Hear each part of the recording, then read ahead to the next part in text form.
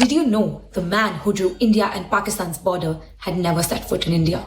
Welcome to Untold Stories India Edition, a series where we uncover real stories behind India's history, the ones that nobody talks about. His name was Sir Cyril Ratcliffe, a British barrister who had never visited India, had no experience drawing boundaries, and barely knew where Punjab and Bengal were on a map. But in June 1947, the British government appointed him to divide the entire Indian subcontinent.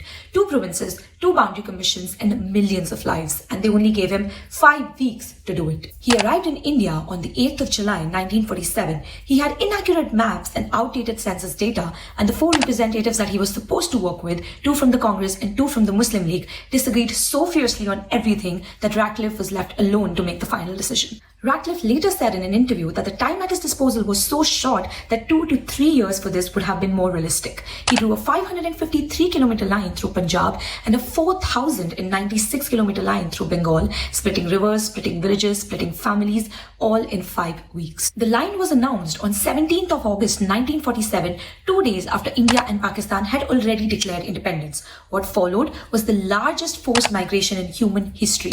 Between 12 and 20 million people were displaced and up to 5 million were killed. The border Ratcliffe drew in 5 weeks created a wound that has never healed and drives one of the most militarized frontiers on earth even today. And guess what? Ratcliffe left India on Independence Day itself before the line was even announced. He refused his fee, he collected every draft paper and map that he had worked on, took them back to England and burned them all. He never spoke about the partition publicly again, not once, not even to his own family. This was Untold Stories India Edition, the stories that your history class skipped. Follow so you don't miss the next episode.